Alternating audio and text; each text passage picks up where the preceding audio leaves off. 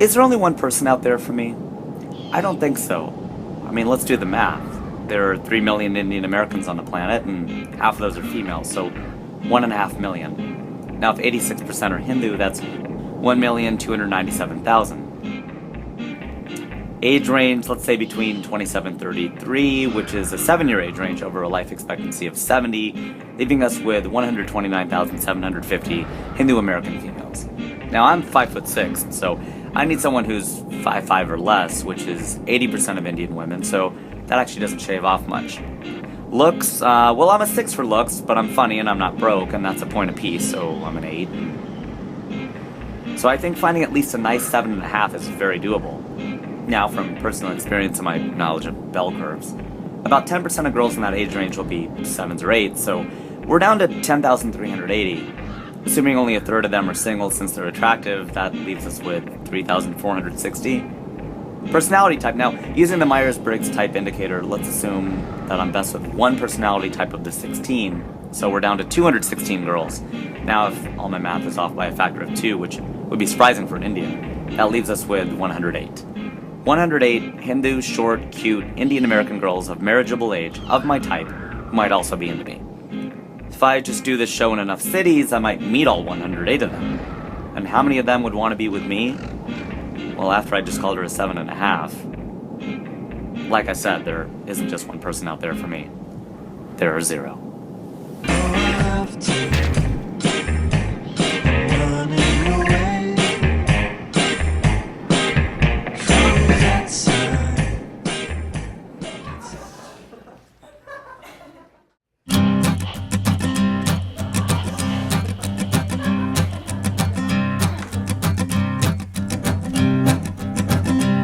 There's a man going round taking names, and he decides who to free and who to blame. Everybody won't be treated all the same. I'm just kidding, guys. It's not that kind of show.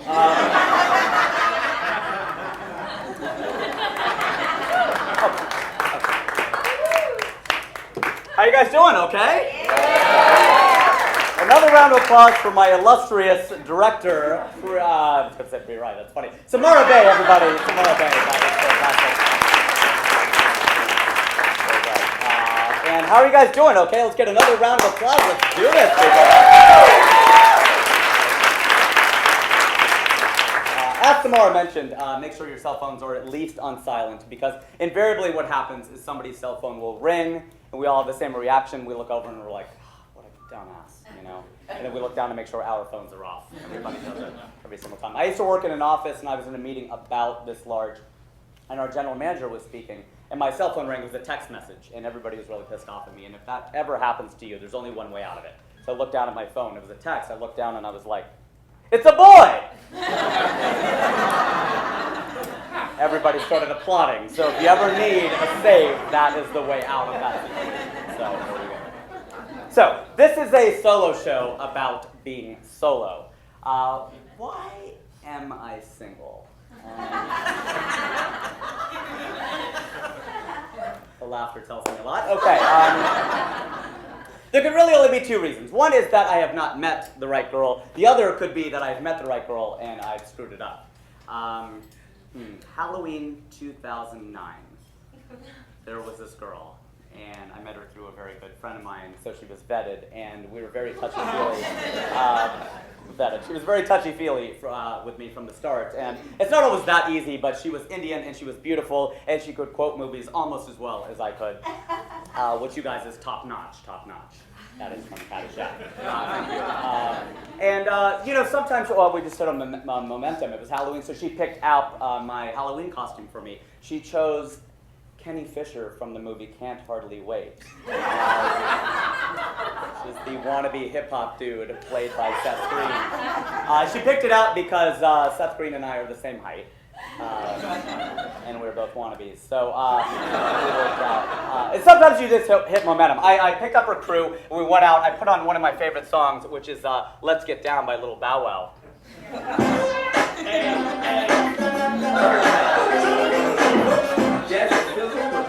We're all like jamming out in the car. She's like, oh my God, this is one of my favorite songs. I'm like, what's the probability of that? And we pull into this club entrance, into the VIP entrance, and the guard is like, you have to turn around. You cannot pull in here. I'm like, yo, I'm Kenny Fisher, fool. And he lets us pull in. We all pile into the club. She's all over me. She goes, oh my God, I am so attracted to you right now.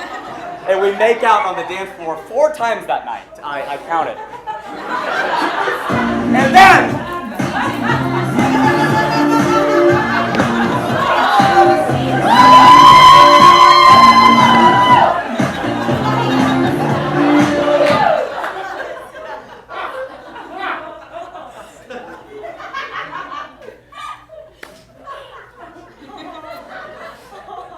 she lost all interest. And that was that. Did I blow it with that girl just by being myself? And how ironic was it that, thank you for that. We don't need to do the show. Okay. But how ironic is it that she dressed me up for Halloween, but I lost the girl by taking off my own mask? Yeah, the show's very well written. Very well written. Very clever, I know. Very clever. For months after that stupid Halloween, I was depressed.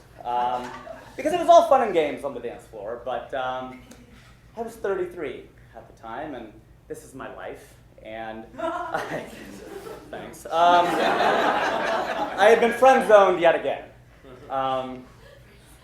The thing is, whenever I would meet a girl, I would drop her into one of 2 categories. Physical attraction and physical plus emotional attraction. I even had a grid in my own head. Separated into 4 quadrants, of course, if you remember anything from math class. The vertical axis ran from girls I wanted to girls I didn't want. And the horizontal axis ran from girls I should chase to girls I should not chase. Now, I know I'm out of the light, but if you remember from math class, axes are infinite, so I want to be accurate. And the whole shouldn't thing, you know that should in your mind. I mean, it's just, sometimes the girls were going to be out of my league, sometimes I was out of their league, sometimes they were too young, sometimes they were culturally inappropriate if they were white.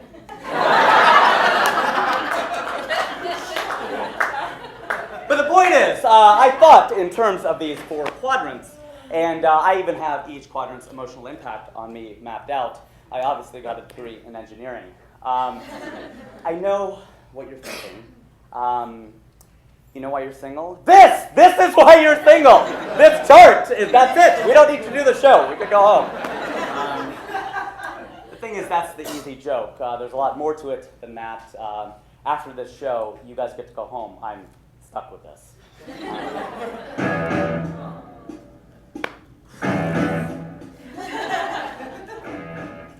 In the days of my youth, I was told what it means to be a man.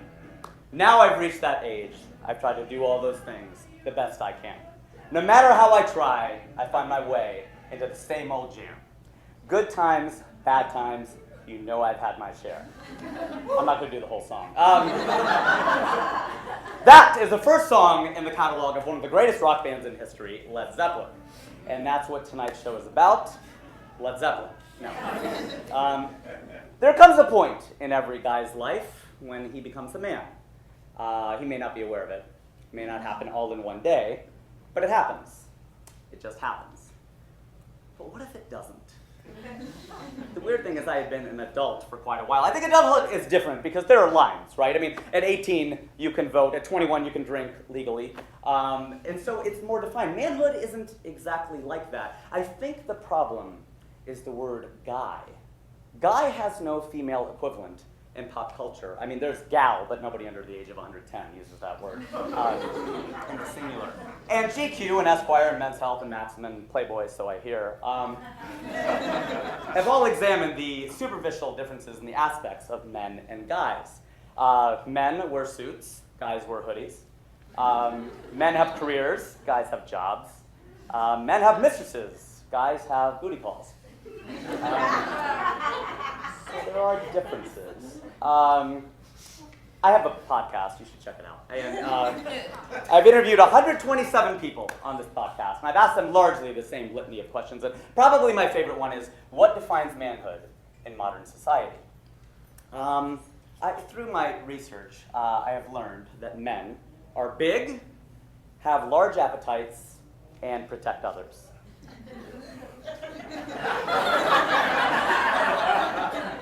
I'm not like that. I'm small. I eat less than my dates. Still a little afraid of being abducted.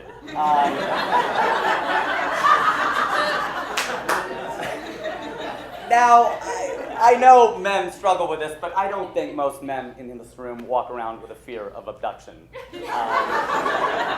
I told a friend of mine that I was going to do a one-man show, and he goes, "Who's going to play the man?" Furthermore, Indian men in society have been totally emasculated. If you look at all the roles we have in TV and on film, thanks Hollywood, not one contains an ounce of sexuality. That is very true, okay? So it's very, very different. And my struggle with girls was vastly different from all other aspects of my life. I mean, I had done man things. I bought a house. I owned a cool car. I worked a career, not just a job. I was cheap, but I treated people to dinner every now and then. I had the fortitude, the emotional fortitude to deal with life, families, commitments, deadlines. But if I was crushing on a girl, my entire day depended on her phone call. And if I told her I liked her and she said, "I just don't see you that way." I know. Comedy, yeah. So how did I become an adult and not a man? I suppose it all started with Kelly. She was white. She probably still is, I just haven't seen her. I was 5 years old, and she was 4, and I really like 4-year-olds, which is okay to say when you're 5. We started dating at the same daycare that we went to. The great thing about dating at a daycare is we were, not now, I mean then. That's like the old joke. What's the good thing about pedophiles? They drive slowly in school zones. Okay. Screw you. That's funny. I don't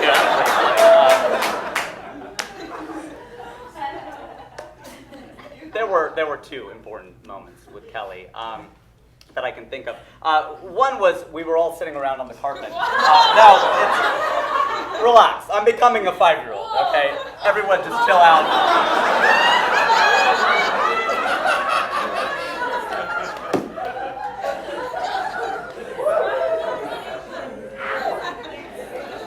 Much more interesting crowd than last night, let me tell you. It's not that kind of show either. There are two things that happened with Kelly, and this has nothing to do with it. We were sitting on the carpet as part of a story circle, and we were listening to somebody tell a story, and I was sitting up against my arm, and my hand was balled up as a fist underneath me, because even then, and somewhat ironically, I hated sitting Indian style. And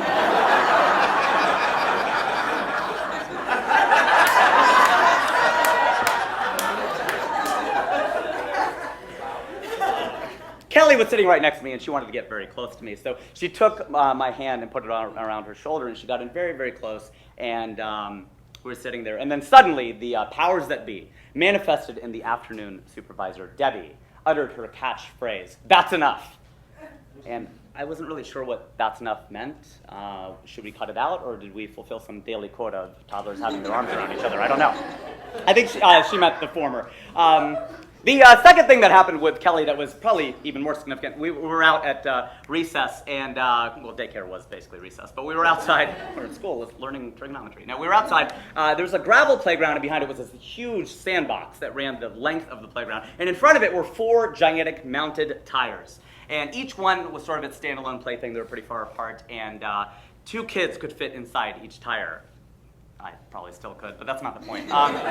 So I'm sitting in there with Kelly, and we wanted our privacy. So we rolled these 2 big blue plastic barrels up against the tire, and we were flanked by these barrels inside this tire. And what a world it was. It was like only the 2 of us existed. And it was at that moment that Kelly told me to kiss her. And I really, really wanted to.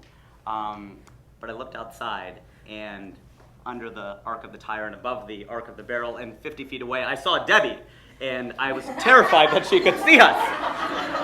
And so I froze, and I couldn't kiss her. And she really wanted me to, and I just couldn't do it, and we broke up. After that, we became just friends. But I always wondered what would have happened, had I, at the age of 5, taken the plunge and kissed Kelly, if I would have pulled a Sheryl Sandberg and leaned in. I think maybe I would have avoided the friend zone for so many years. And maybe I would have gotten my first kiss before I was 23.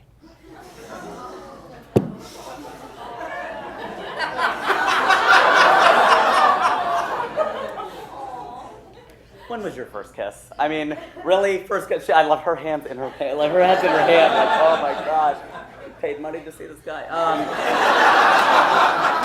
That's why I can do the show. I mean, really. So raison d'etre. Okay. When was your first kiss? 13, 14? Someone in the back row. I can't see you. I can't see the back, so I am talking to you as well. 8, 11, 12. I don't know who wins, like the lowest. 4? Big pimpin' over here, 4 years old. You took Kelly from me. That's what happened. Jeez. The thing is, nobody's story feels normal, but I can tell you mine obviously is not. Do you know how many conversations I just could not be a part of as a kid? I mean, I was an extrovert. I've always been an extrovert, so I had something to say about absolutely everything, except when the topic would turn to girls, I would just be noticeably quiet. The game that I hated more than any other was I Never, or I've Never, or Never Have I Ever, or whatever it's called in different parts of the world. The point is that game sucked for me, because never had I ever done anything. I'm not saying I didn't try for a first kiss. In 3rd grade, I became funny.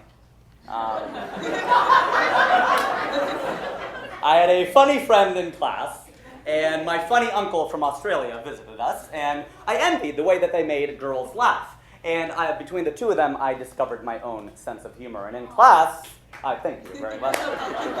Thank you very much. I discovered my own sense of humor, and in class, I developed my alternating impressive answer, sarcastic comment routine, which ensured I would be both teacher's pet and pet peeve. But it was mainly designed to catch the attention of a specific girl named Jane. And when I was awarded my perfect attendance certificate from 2nd grade through 12th,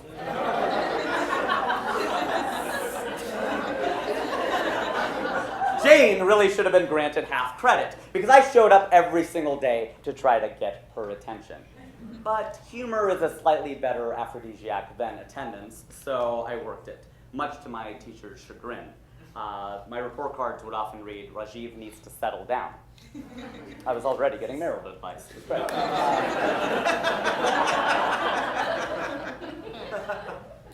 Things didn't really pick up until one day in 7th grade when Q102, the coolest radio station in town, decided to broadcast from outside of our middle school. And this was also Shorts Day. Our district in Fairfield, Ohio, had a very strict no shorts policy. And girls started wearing these things called skirts. I don't know if you remember skirts, but they were a combination of shorts and skirts. And the rule up until this point in time is that girls' skirts had to be fingertip in length, which made it sound like they had to be a ½ an inch long. How long are your fingertips? That would have been great.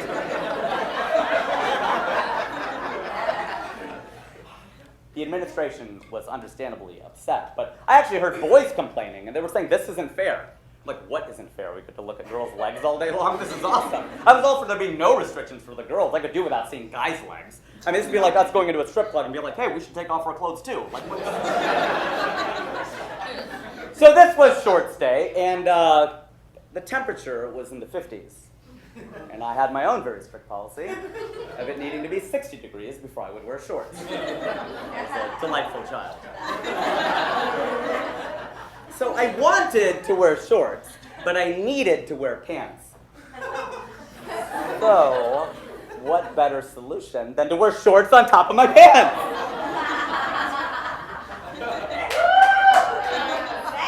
gotta bring you to every show. I'm not really sure why my parents didn't stop me, but off to school I went.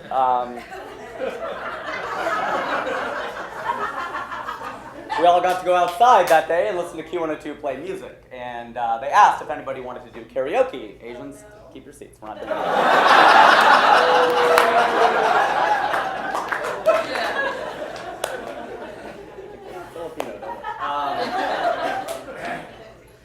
And, since I looked decidedly unique, kids shoved me forward and handed me the microphone, and I was terrified. I had a very strict policy of not singing or dancing in front of anybody. I played the viola in the dorchestra for years.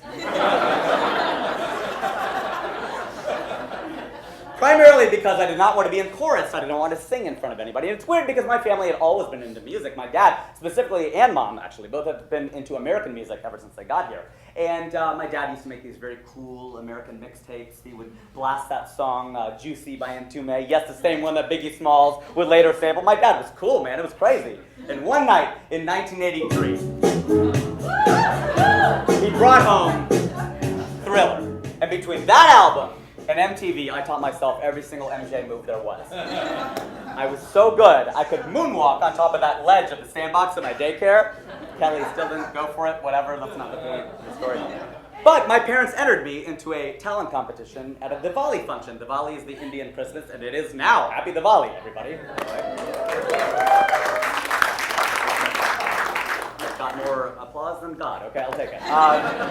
So no, they entered me into this competition, and I was all ready to do it. And then I looked down at the program, and it read Rajiv Satyal breakdancing. And I freaked out. I mean, not like the Lashik song. I panicked. I went completely crazy. And I grabbed, your disco, very good. We're not that far from West Hollywood. I grabbed my mommy, and I was like, but mommy, I don't breakdance though. I don't breakdance. And I was really flipping out. My mom tries to calm me down. She tries to explain to me the program is just written that way. I should just do my usual moves, but I couldn't do it. And the PA system called Rajiv to the stage. And the stage stood empty.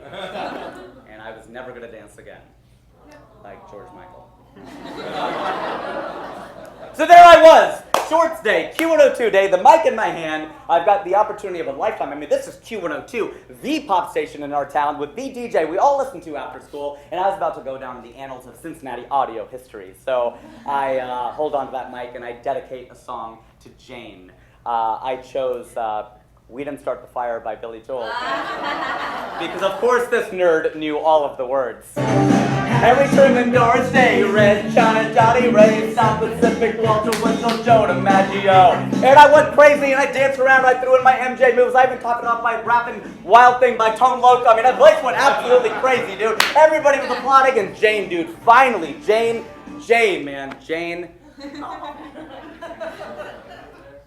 was totally unaffected by it. And that's that. Yeah.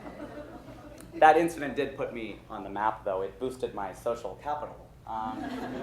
You see, there were 4 levels of popularity in high school.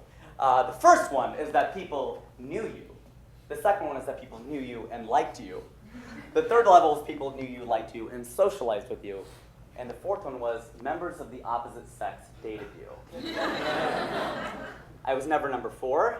This show would not exist if I were. And I'll give you a chance to figure out where you were on the scale, you judgmental people. But primarily because of this, my shorts, I landed somewhere between number 2 and number 3. People knew me, liked me, and sometimes socialized with me. When I took my shorts off and I was class president, I just had to throw that in the show. It didn't fit anywhere else. But more importantly, Jane and I got to number 3, very different from third base. That didn't happen at all. But we got to number 3. She knew me, she liked me, and she sometimes socialized with me because when we became friends, she started calling me. We were calling each other about homework. Well, she was calling me. She's white and I'm Indian, so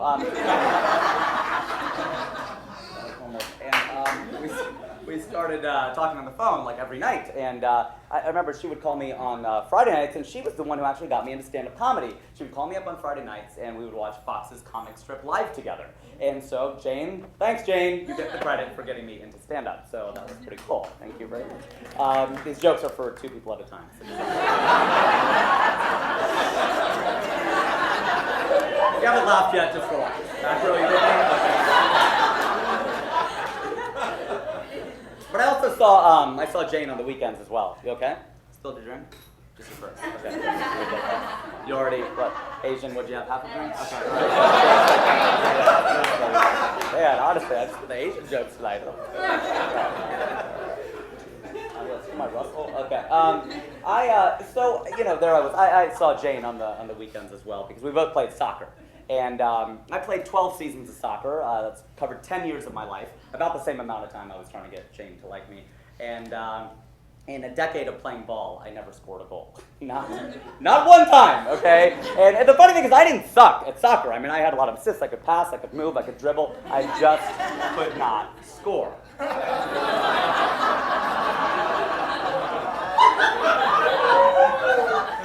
It's kind of like a metaphor, I know. Or it is a metaphor, life is a simile. So at the time, I thought that the reason that Jane didn't go for me was that I wasn't good looking enough. I mean, I had the personality, obviously, so what could it be? And now with some perspective, I could tell you that it had nothing to do with the fact that I was too skinny or too scrawny or too hairy or too crazy or too opinionated or too short or too honest. It all had to do with the fact that I was too Indian.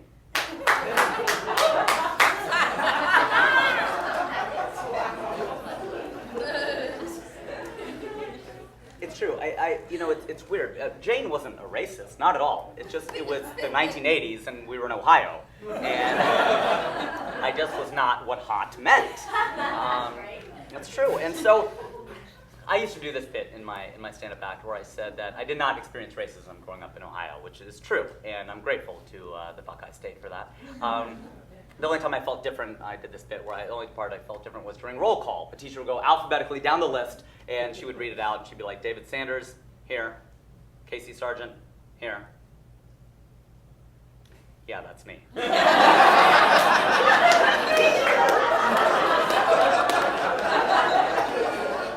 I did not even have a name. That was like it was like my symbol, a pause and a frown. I felt like Prince. It was great. But in no other way, other than dating, did my race affect my life. Did nobody see me as Indian in Ohio? I mean, our mascot was the Fairfield Indians, and nobody connected the dots, so to speak.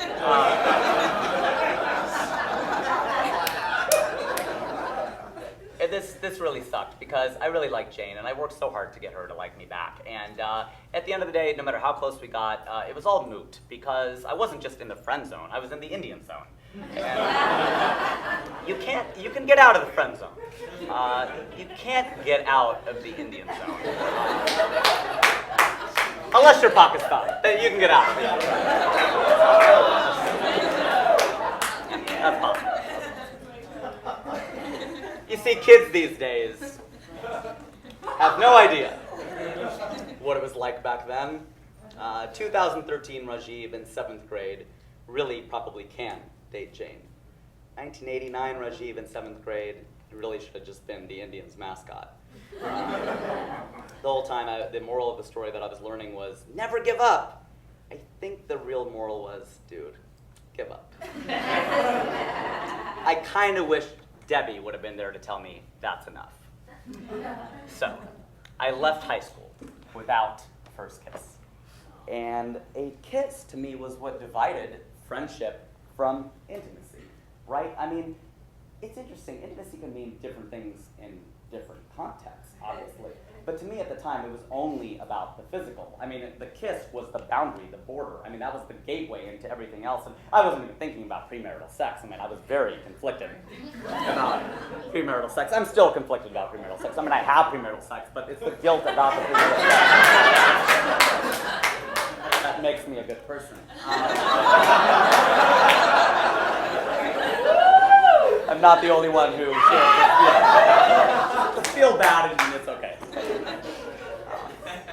But that's the real difference, right? I mean, friends and people. I would always think of Jerry Maguire. You know that line where he would say, "I'm great at friendship and I'm bad at intimacy." It's like that's easy for you to say, Jerry Maguire, because the thing is, it's easy to say you're a great friend. I mean, there are really no metrics for friendship. I mean, I can count my friends, I think, but I have no idea how they really feel about me. I mean, that's easy to say. But intimacy, she's either kissing you and then you're intimate, or she's not, and you're in the friend zone.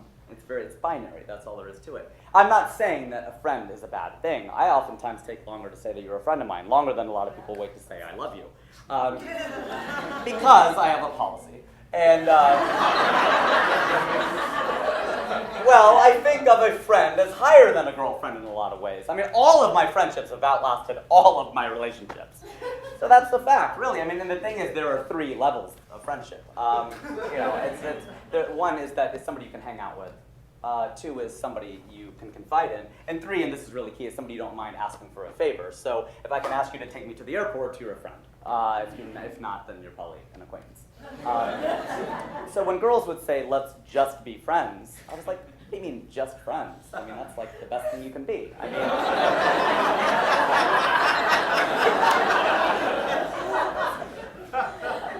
it should be the other way around, you know? Like, hey, are you guys friends? No, we're just married. I hate it. Yeah, it's like when you go to a restaurant, you know, the waiter asks you, what would you like? Just water. Just water. You need water to live. It's one of life's basic building blocks. Learn some chemistry, people. Come on. So that's what I set out to do. Learn some chemistry. You getting used to it now? Okay. And some biology, some chemistry, some biology, some physics, and some calculus, because I was going to college to fulfill the dream of becoming a doctor. It was my parents' dream, not mine, but 1994.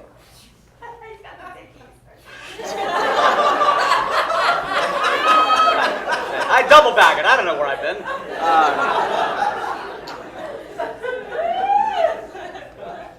You gotta pay for this, son. You gotta get a sneak peek.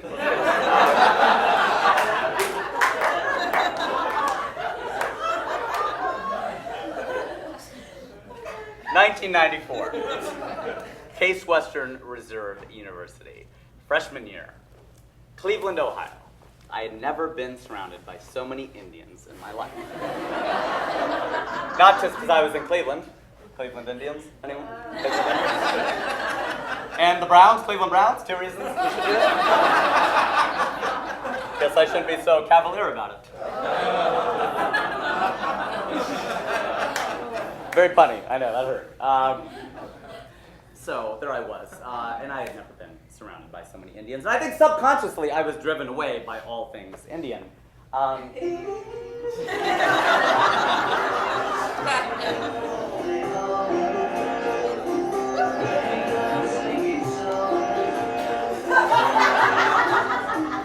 love how the Indians are like, dude, that's a Beatles song, come on.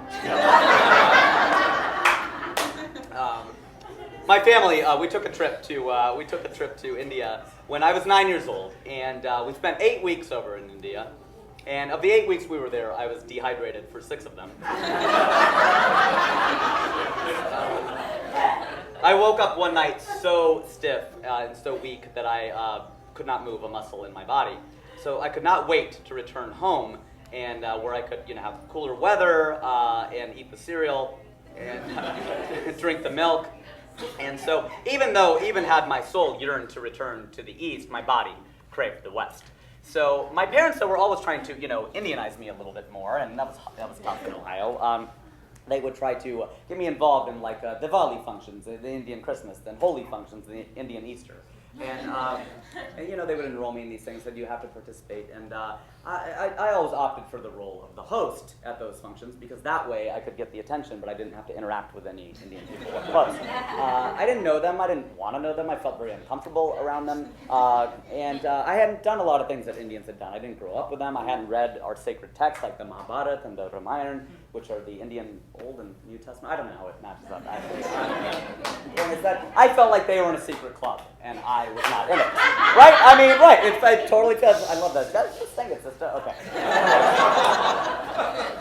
And I didn't want to be in this club. So imagine my surprise when I fell for the captain of this club. Her name was Shivani. Yeah, she was pretty legit. I got her attention one day because I figured out how to flatter Indian girls. You just have to tell them they don't look Indian.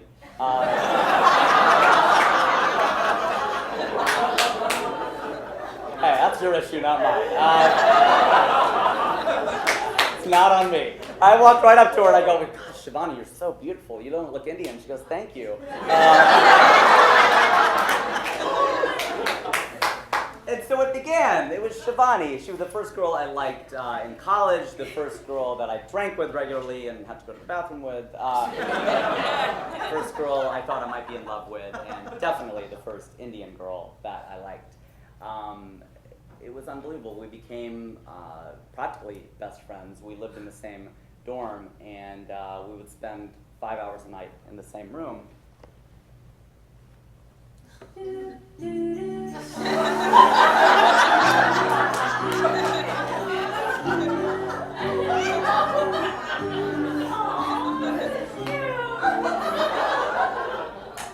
And we would just sit and talk for 5 hours every night, and I just never made a move. I did not do anything. We were a mixtape away from dating, really, or maybe a lean-in, maybe a taking the plunge move, but it just didn't happen. And I don't know if I was just like vulnerable and just didn't feel like being more vulnerable. I didn't know if I was scared to death of that now higher and higher pressure kiss, or what if she did kiss me and Debbie materialized and reprimanded me? I don't know, I was a mess, okay? And it really affected my schoolwork. I forgot how to do school. I was so obsessed with Shivani that I just couldn't do anything. After getting an A on every single test first semester, I finished that first semester freshman year with a 3.27 GPA. The Indians are like, so you failed.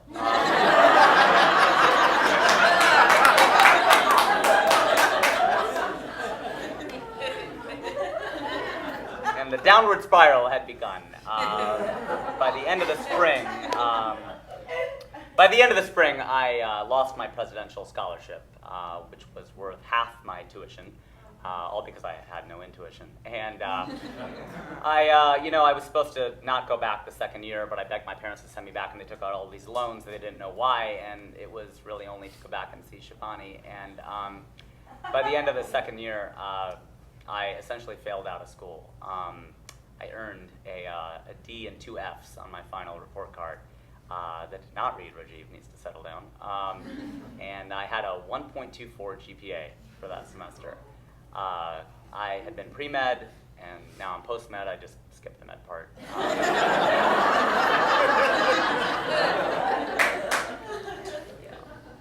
But that was it. My chase of medical school was over. And $25,000. That's what it cost my family. 25 G's. 25 G's? Really? To be a litany of firsts and none that mattered? First Indian I liked? $25,000 for that? I mean, 25, she should at least be her first BJ. That might be worth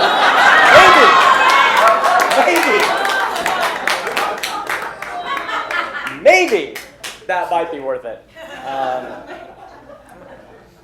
But that's what happened. I left Cleveland. I was going to be the tragic hero. I was going to be the entertainer, the friend, and I was going to be the tragic hero. And I was into comedy, and irony's funny, so what the hell? And but that's what I figured is if, and I wish I had a better punchline to go here, but I don't. Sometimes that's just life. And it was really tough. I eventually moved back in to my parents' place, and I went to the University of Cincinnati, and the whole case debacle turned out to be more of a nightmare than a dream for my parents. And after all that, I got my first kiss the easy way. After all of that work, I was at this party in Cincinnati, and she was there. And she had just broken up with her ex-boyfriend, Jorge. I made her laugh because I made up a joke on the spot. I was like, oh, have you heard of the dyslexic Latino pimp who calls his girlfriend hey whore?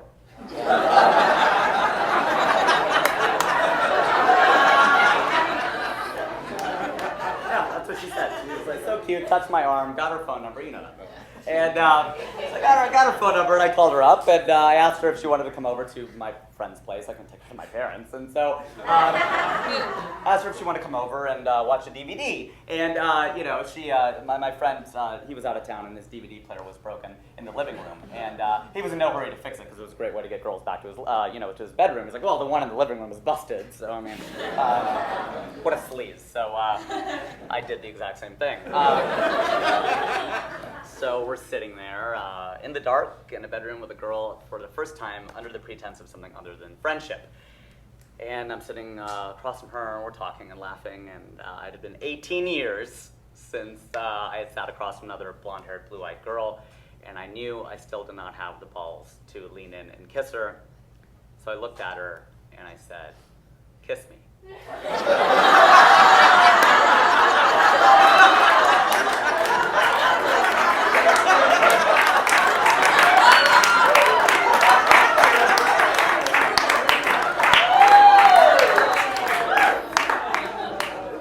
And she did! She did!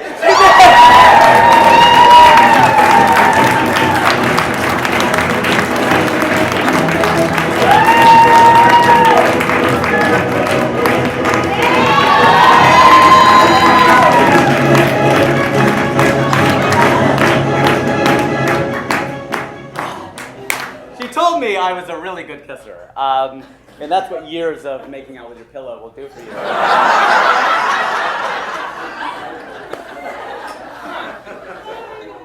If I ever start a band, it's going to be called Pillows for Practice.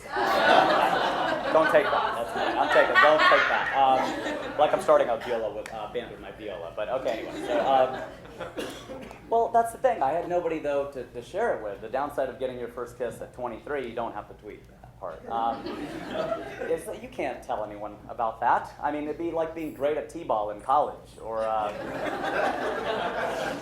finishing like The Wire or The Sopranos now. It's like, no one cares. Everybody's moved on. No one wants to talk about The Wire with you now. And that's really it. I mean, everybody's moved on, and I couldn't even tell her. I especially couldn't tell her. I mean, that would have freaked her out to no end. So, and that's really all I'm saying about her. I got a late start. What do you want? I mean, Jerry Seinfeld once said that you act on stage the number of years that you've been doing stand-up. In other words, if you've been doing stand-up comedy for 2 years, you are a little bit like a 2-year-old, and you stumble around a little bit, and you sometimes form meaningful sentences, but not usually. If you're 10, you've been doing it for 10 years, you ask interesting questions from time to time. If you've been doing it for 50 years, you're like a wise old man on stage. And so my theory is maybe it's the same thing with dating. I didn't start till I was 23, and I'm 37. So 37 minus 23, I'm 14 years old.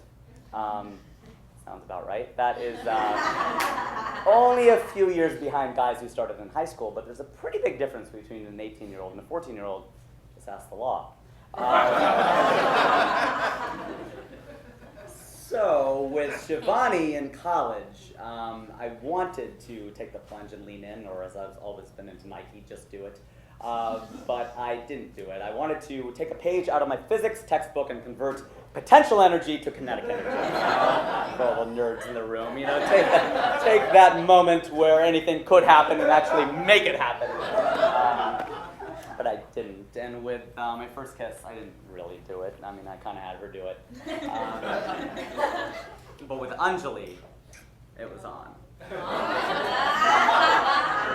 A mutual friend in Cincinnati told me that she was really into me, and I was, no way. This girl is like so, no way. She's beautiful, completely out of my league, no, not a chance. She goes, no, she is, and so I got her phone number, I called her up, and I set up the most amazing date. Now guys do, like, prep everything. It's just like, oh, the farther out of your league she is, you have to do that. So if the guy has no plans for you, that's the law. Hey, your issue, not mine. Okay. So, set up, like, I had an itinerary for this girl, and then she comes over to my place, and we sit on the couch, and we talk for 3 hours. We're so into each other that all this time passes by. We don't even leave the apartment until finally we get hungry, and we go across the street to the supermarket, and we get strawberries and whipped cream. And this is the true story. We come back to the couch, and I lather them up, and I feed her strawberries on our first date. And I walk her down to her car, and I said, can I get a kiss?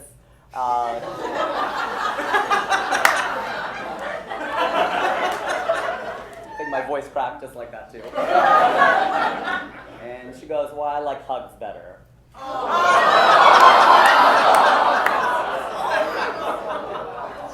She hugged me and she drove away. Dude, seriously, like, really?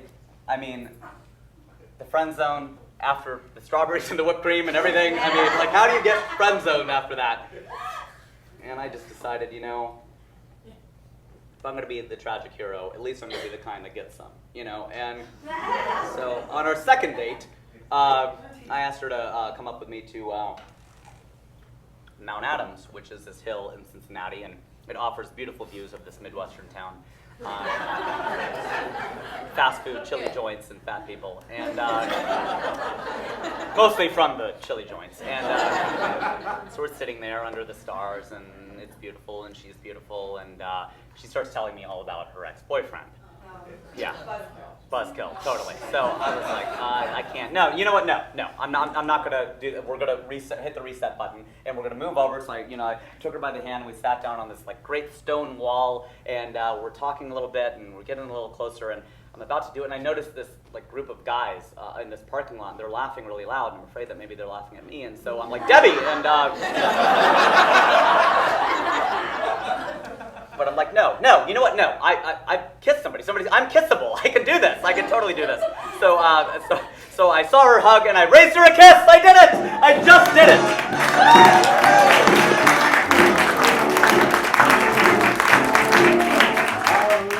I think I was wearing Nikes at the time, and so it began.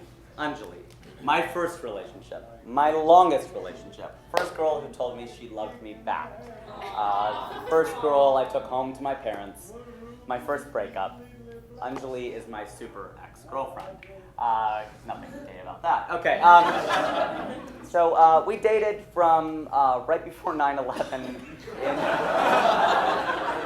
into the beginning of 2005. George W. Bush's first term, just for context. And we became adults together. We bought a house. I bought a house. She helped me decorate it. We bought our first cars together. We started working at the same company. I was working at Procter & Gamble, P&G, Punjabis and Gujaratis. And it was great. It's the world's largest consumer products company, if you don't know of P&G. They make Tide and Era and Bounce and Downy and the entire laundry aisle. And they make Duracell and Olay and Gillette and Bounty, Always, Tampax. Oh, that's right. I lost my virginity to Anjali.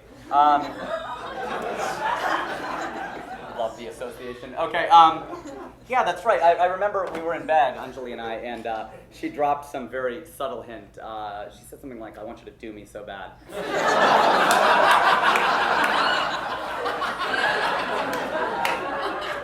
I read between the lines on that one, and I really, it was about time. I was born when Gerald Ford was president, for context.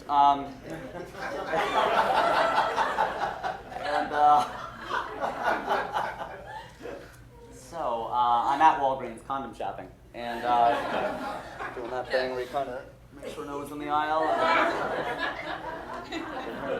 Okay. And then I pick up a box. I'm an optimist, and I take him to the front of the store, and I look for the checkout girl who looks like she might have the most sexual experience. Okay, her. And I figured, she'll understand. And so I get the condoms, and I take them back to the apartment, and we do it. And needless to say, it was pretty awesome.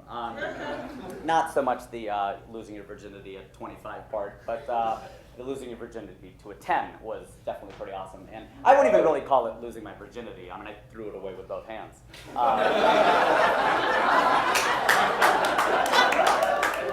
Very clever. Very clever.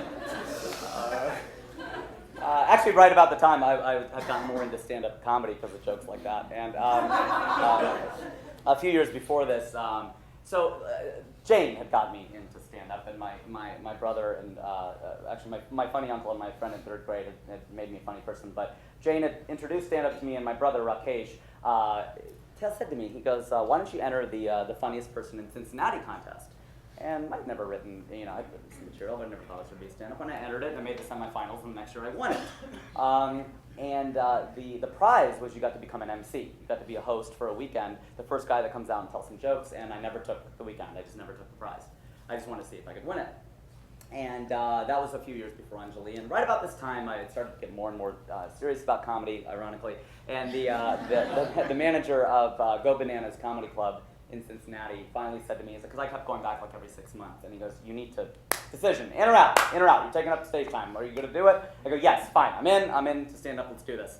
And what ended up happening is Anjali and I just grew apart. I mean, that's the downside of becoming adults together. You can become two different people separately. And there's a difference between supporters and believers. Supporters are your loved ones. They love you, so they support you, and they kind of have to. But believers, it's different. It happens in their eyes. You can see it over time, and suddenly it's like, oh, wow, you're actually going to do this. And Anjali supported me. She thought I was hilarious, because I am. But she didn't really believe I could necessarily become a stand-up comic. And the thought of ending up with a comedian as a husband scared her to death. And I found that totally fair. I was literally an amateur at the time, and that was that. I remember she would say things to me like, you know how you just drift apart, right? And she would say something to me like, hey, maybe it's a timing thing. Maybe if we met a few years from now, it would be different. And I remember thinking, no, timing is a lie. If two people are right for each other, the timing has nothing to do with it, and that's ludicrous. It's got to be something else. And it was something else because I had developed a herniated disc in my neck, and I just stopped trying to be a man altogether. I stopped working out. It precluded me from doing certain things, like moving boxes, keep it clean. I guess I just got comfortable, and I guess I always thought in a relationship that's what you're supposed to do, right? You're supposed to get comfortable, maybe even dance to Kesha comfortable. That's the whole point of a relationship. Shows someone who you really are, right? Well, she just stopped seeing me that way, and we stopped being intimate, and I think I'm the only person I know who got friend zoned while in a relationship. And January 2005, we had our last kiss and a hug, and she drove away. And I saw her one other time though. Dave Chappelle. Dave Chappelle. He made his triumphant return to the stage after his bizarre excursion to Africa following his self-extrication from Chappelle's show. You probably remember this. It was all over national news. He left and he went to Africa, and he was coming back to the Cincinnati Funny Bone. You gotta love the names of these comedy clubs. Cincinnati Funny Bone to do stand-up comedy for the first time since he got back from Africa, because he's from Ohio, an hour town like an hour north of me in Ohio. And I go up to the general manager that week, and I'm like, I'd love to open for Dave Chappelle, that'd be awesome. And she goes, no, no, he's bringing his own guy, there's no way. And then, so, all right, fine, so that she friends on me. And so I went to the club with 10 of my friends, and it's a minute before showtime. And she comes up to me, the general manager comes up to me, and she goes, he didn't bring anyone, you want to do 5? And I'm like, dude, just give me 2 minutes. She goes, you don't have 2 minutes, you got 1 minute. Do you want to do it or not? And I'm like, yes, give me the mic, I'll do it, let's go. And I had opened for Dave Chappelle a few years before this at the University of Cincinnati, my alma mater, the school that I actually graduated from. And I had been doing material for 30 seconds in front of Dave Chappelle, and I got booed off stage. By 1,000 people, okay, at my college that I could not now transfer away from. 5 years before this, I don't know how stand-up years compare with dog years, but it was a long time. So there I was looking to redeem myself. It's a packed house. Everybody's yelling, bring them out, bring them out. It's Chappelle, very, very first show back from Africa, national news. I'm there with 10 of my friends, sold out. Anjali is there with her new boyfriend, and I kill because I'm hilarious. And the place goes absolutely nuts. Everybody goes crazy. And I really believe that the smaller we are, the bigger we dream. And so I clearly have some, larger-than-life fantasies. But I could not write one bigger than that. That was pretty awesome. And right about that time, I started doing this bit in my stand-up act where I said the reason that Anjali and I did not work out was she was my first love. And I grew up watching The Price is Right. And you never bid on the first showcase. Right?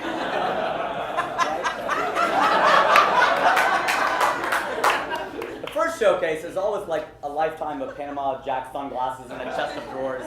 The second showcase is the new car, the trip to Hawaii.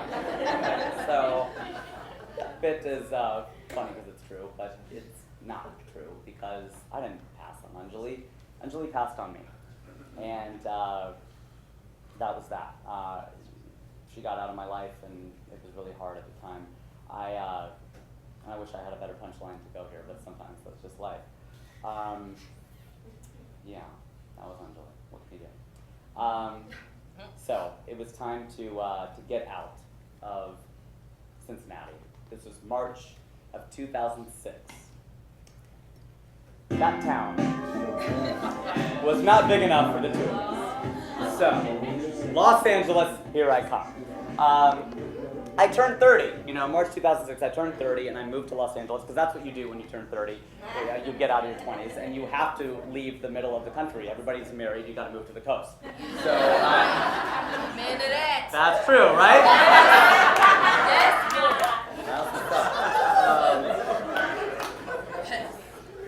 So I became the brand manager of Fiji Water, the square bottled water, and I worked that job for 12 weeks before I jumped ship, and I went into stand-up comedy full time. How many pants do you have? We're getting there. Stay tuned. But if you gotta go to the bathroom, get up and go to the bathroom. So that's I'm not insulted by that. Yeah. So now I'm in Los Angeles. I've got no. Well, hey, I'm trying out a new style. I just got to LA, man. I don't know what I'm doing yet. I've got no boss. I'm in LA. I've got no boss. I've got no wife. I live in the United States of America, and I'm a free man. I'm the definition of a free man. But I'm in the United States of America, but not just anywhere in the United States of America. I live in Los Angeles, where even a free man can feel trapped.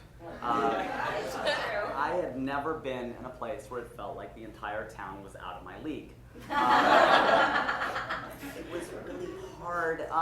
Dating here is really hard, and people say, oh, dating's hard everywhere. Screw you. You don't know what it's like to live in Los Angeles, okay? LA is a special kind of dating hell, all right? And I think the reason is, I've got a theory on it, of course, the reason is that everybody's selling and nobody's buying, okay? That is the reason, all right? This town is all about, come see me at the Laugh Factory, or subscribe to my newsletter, or listen to my podcast, or read my blog, and that's just me.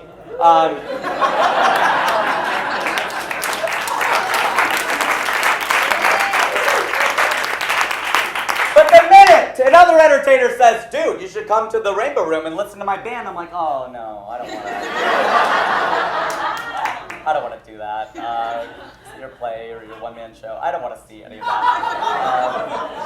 But then people will say that to me. They're like, well, that's not fair. I came to see you at the Laugh Factory. I'm like, that's right. You came, I got you free tickets, you laughed, you left. Our relationship is in equilibrium, okay? It's in balance. I do not need to come see you at the Rainbow Room. We do not need to create this infinite feedback loop of factories and rainbows, okay? It does not need to exist.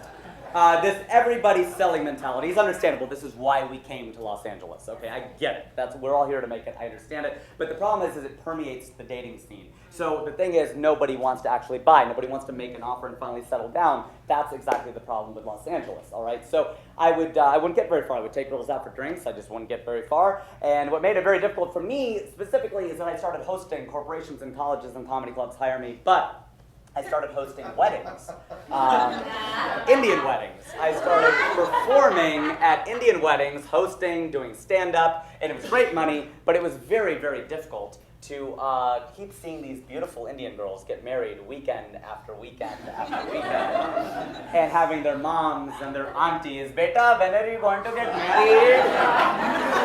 I've been asked that question more times than everyone here combined. I meet more Indian girls than anybody on the planet, except maybe an OB/GYN in Artesia, maybe.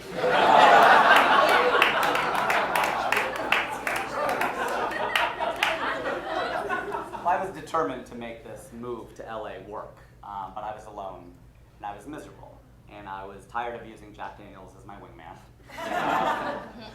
So I picked up a copy of The Game by Neil Strauss. The guy who wrote the pickup artist book, yeah. I know, it's so douchey, but I was desperate, and it's a despicable thing to do, but I had no game at this point in time. My game was to beg, basically. That was I sounded the same whether I was asking a girl to give me some or a serial killer to free me from captivity, honestly. There was no difference in the text. Please, come on, man, please, come on. Why me? What have I done to deserve this? So I had no game, and people were always like, does the game work? Does it work? I'm like, yeah, it does.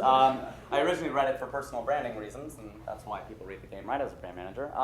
But it does work, and I wish I had a story to go along with it, but it was so straightforward. I would meet a girl at a bar, I would walk up to her, I would use the techniques, I'd get her phone number, we'd go back to my place, we'd hook up, yada, yada, yada, and that was that.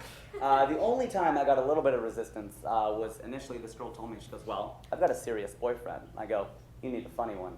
Boom!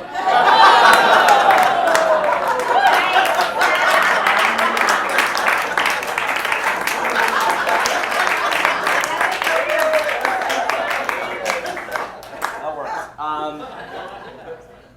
So no story. Well, except one. I was up in San Francisco doing this Indian convention, and I kill because I'm hilarious. And this really cute girl named Preeti comes up to me after the show, and she tells me I'm really funny, and I've learned that she's 21, and I meet her parents, and we exchange phone numbers, and they leave, and then she sends me a text, and she goes, oh, how old are you? Which every comedian knows is code for I want to give you a hand job.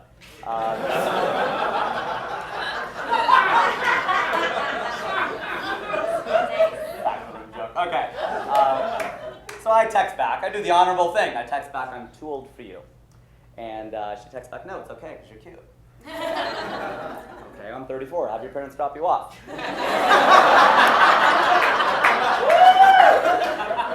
So she does.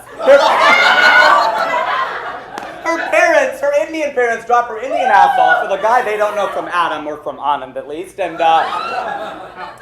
they drop her off, and she wants to know where I am, and we're texting, and I go, I'm at Starbucks, and I made it sound like I'm sipping a mocha indoors instead of creepily posted up in my rental car, which of course I am. They drop her off, and we're sitting in my car, and I go, so what do you want to do? And she goes, let's get a drink. Like, why not? It's 2 o'clock in the afternoon. So we look for a restaurant, thank God for Yelp, and we find a place, and we get, pilot into this booth, and we're kind of touchy-feely already. We order a round, and I get a vodka soda, she gets a mojito, she drinks all of hers, she downs half of mine, that happens again, another round, and I'm like, you might want to slow down a little bit, but I have no idea how much she can drink. I mean, she's 21, and I could really put him away when I was 21, when I was, in college, not a major. Jesus, this was a long time ago. And so, I don't know, she weighed like 100 pounds. I'm like, you might want to slow down, but she doesn't. And I eventually, we're having a good time, we're laughing, and I go in for a kiss, and she goes, no. And I'm like, yeah. I'm like, thank you, girl, thank you. That means so much more than a guy be like, what's up, bro? Like a girl, thank you. That was exactly right. What's up with that, son? That was great. And so, yeah, she just goes, no. And I'm like, why? And she goes, you probably have a girl in every town. Man of means by me, king of the road. Now, isn't this the ultimate irony? Girls will not hook up with me now because they think I have too many girls.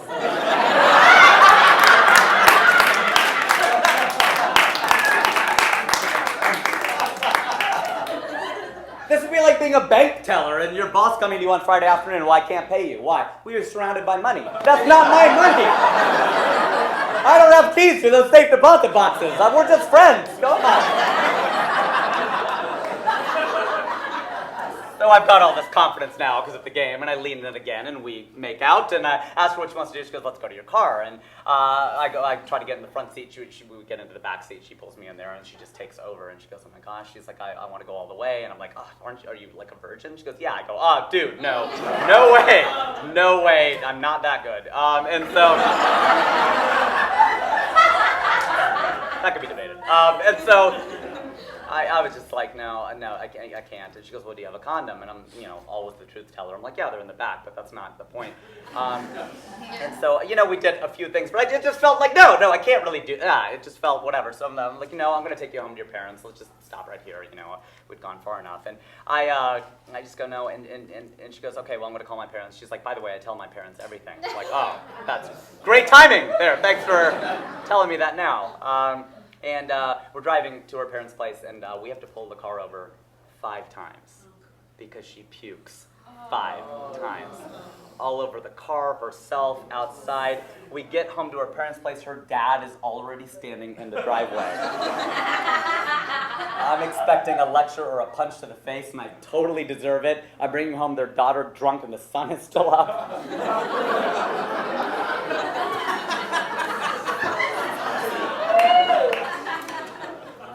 And instead, her dad offers to clean out my car. We clean out the car, and her mom gives me an air freshener, and they both invite me in for dinner. I'm like, no, dude, seriously, that would be the most awkward. No way. I'm like, not gonna sit here and have dinner with you.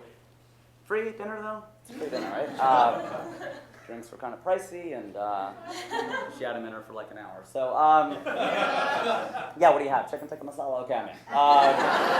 So I sit down to dinner with her parents. She's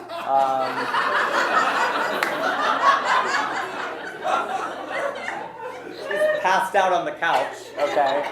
And she wakes up and she starts stroking, she sits down next to me and she starts stroking my leg under the table, Wedding Crashers style. And I shoot her this look. I'm like, dude, cut it out, seriously, And she just flashes this big grin at me. And I'm like, no, seriously, please. And the pleading that is obvious in my eyes, she reluctantly stops. And I extricate myself from the situation. And her parents offer to pack me food. So Indian, I know. I'm like, no, I can't. I have the decency to say no. But mostly I didn't want to ship back the Tupperware containers. So, a few days later, Preeti calls me up and she goes, yeah, I talked to my mom and she said it was not right of you to do that. It was not right for a middle-aged man to do what you did. And I was like, wait, middle-aged man? Does this mean I'm a man?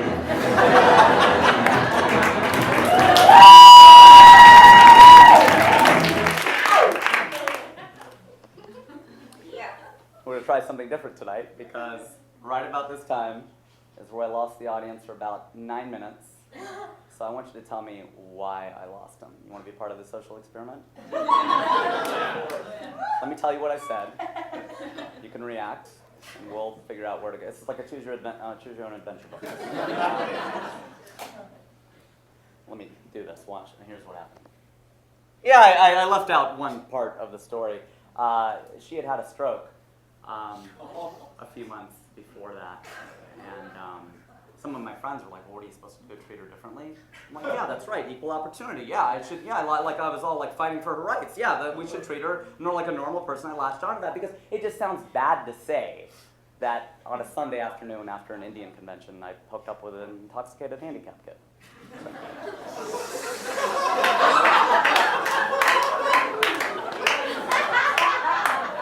It's a phrase, hook up, right? Hook up? I scored with an intoxicated handicapped kid. I messed around with a drunken cripple.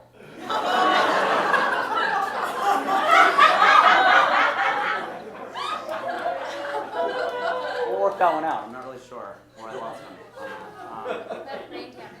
Brain damage? Tried brain damage? Romance. I romanced. Yeah, let's workshop this. It just sounds bad to say Sunday's okay. Sunday, day of God, maybe not. Saturday, that's the Sabbath. Okay, Friday, weekend. On the weekend, I romanced. We sound like a European. Okay, romanced a retarded. What'd you say? No. What is it? Indian chick. Now you've heightened it. That's even worse. Mentally challenged. White. That's more privileged than white. Ill. Just make her white in the story. Special needs. I romanced a special. Yeah. Okay. Let's try it. On the weekend, I romanced a special needs individual. She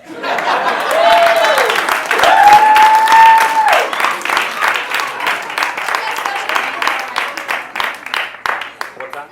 said she had special needs. She had special needs, and I took care of her. I took care of her.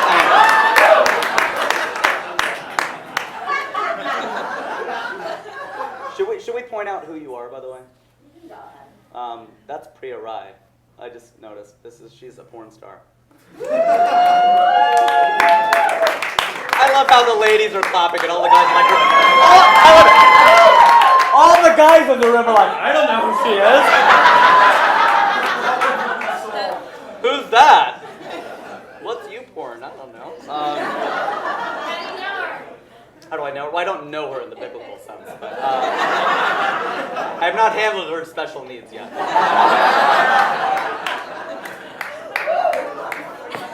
You don't hook up with Indian guys? I read your Twitter feed. No Indian guys? I'm changing your mind right now, right? Okay. I'm getting to that. I gotta call back. Okay. So I'm sitting at my parents' house.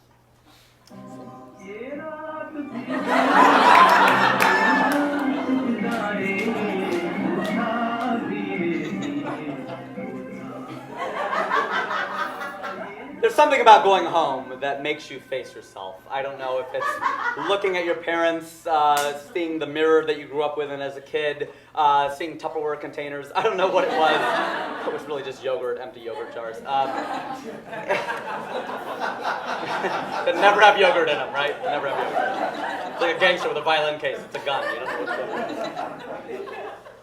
I'm sitting there with my parents, and I was finally forced to face it. Like, is this what their firstborn child had become? In the 1970s, when my parents got together, the rule of the day was arranged marriage. It was all the rage back then. And that was really the only way Indians got married. And arranged marriage is kind of a spectrum, but suffice it to say that two families got together, one had a son, one had a daughter, and they put them together, and oftentimes the bride and groom wouldn't even meet until the wedding day, and that's the way it would work. And arranged marriage has always been extremely fascinating to me as a concept, because you marry somebody you don't know and you start a family. Like, I'm supposed to make people with this stranger? You know, I have some friends I wouldn't make cake with. You know, like it's wow. And the very small percentage of non-arranged marriages were called love marriages. Love marriages. Love marriages. And my parents had a love marriage back in 1972. It was kind of an arranged marriage as well, because my dad arranged to become a completely different person after they got married. But the weird thing is that was very ironic, because my dad used to be quite the bohemian. They actually eloped. My parents eloped, which I love, because it's the only thing I can think of that's both romantic and cheap. But my dad actually, when he was dating my mom, my mom was sitting for her exams in India, as they say, and my dad dressed up as a proctor and slipped her a love note during the exam. My dad had some serious game. That was pretty amazing. But the thing is, my parents, as progressive as they are, and they kind of dated, but they don't really understand dating on a gut level like my generation does, right? I mean, you know that movie preview guy, if he came on right now and he was like, in a world with no dating. That's most of the planet, right? That's the eastern half of Earth where most people live. Dating is a very westernized concept. I mean, I actually think we might be better off if there were no dating. I mean, think about it. It may just be easier to get along. It's kind of like recently where Google decided your inbox is now divided into 3 primary social promotions. I woke up one day and all of a sudden I was in this new relationship with my inbox. Apparently you can switch it back, but I kind of like an arranged inbox, so don't tell my parents. And so that's the way it was. My parents didn't really understand dating, and that's the thing, because in India, dating is not a very common thing. I mean, maybe your friend in New Delhi or Bombay dates, but he or she lives in a city. Like 80% of Indians live in the villages where there is no dating, and dating is certainly not universal even in the big cities. So mostly boys and girls, guys and girls, hang out in groups, but if they're doing the one-on-one thing, that's really serious. So my parents did not understand my friend zone problem at all, because I hung out with girls one-on-one all the time. I would bring them home. They met Shivani, and they were like, oh, my dad was like, what about Shivani? And I'm like, well, I mean, Shivani, I mean, yeah, well, she tells me she has the blast when she's with me, and she tells me that I'm cute and smart and funny and nice, and that I'll be a wonderful father someday, but it's not like she likes me. And that makes sense to our generation. They didn't get that at all. They didn't get that at all. They didn't understand. So that made no sense to them whatsoever with Shivani, but they really want me to be with an Indian girl. And, dude, I get it. But then, why did you leave India? Right? I mean, you left the most target-rich environment to find Indians. I mean, and you moved to Ohio? Find an Indian girl? Like, I mean, you know, you probably took family trips. I'm sure we would take family trips, and my 2 parents in the front, 3 brothers in the back, and invariably, 10 minutes into the trip, one of us had to go to the bathroom, right? And my dad would be like, why didn't you go at home? There were 4 bathrooms at home. Why didn't you go at home? Now I know how my dad feels. There were 500 million Indian women in India. Why did you move to Ohio? Now, they not only want me to marry an Indian girl, they want me to marry a Punjabi girl. Now, I'm Punjabi, and Punjabis, I don't know if we have any Punjabis here tonight, but Punjabis are usually the soldiers of India. Unless you were 5'6" and 100 pounds, then you become a comedian. But they want me to be with a Punjabi girl. And, you know, the thing is, my dad, that poor, poor man, he wants to carry on the bloodline, the family name. And he has 1 brother. And that brother had 1 daughter. And she got married and changed her name to Christensen, just to rub it in. And then my dad had 3 boys. And I'm sure he was like, done deal. Like, in the pen. Got it, you know? Then Rakesh turns out to be gay. And Vikas dates only white girls. And not that they can't both take the namesake and run with it. I mean, 14 states, gay marriage, it's fine. They could totally do it. But my dad is kind of into the purity thing. So he's like, there will be no pure Satyal Punjabis from here on out. You know? So it's on me now. And I guess with my brothers, like Vikas decided that he saw my parents' marriage and decided that he wanted no part of it. And so I guess Rakesh decided he really doesn't want it. I'll just date a man.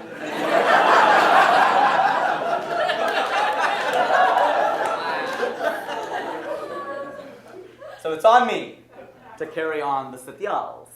And I figured out a loophole, though. I don't need to get married and have kids. I can just get super famous, and then Satyal will live on forever. Right now, that seems more likely. But, I mean, 2 sold-out shows, come on.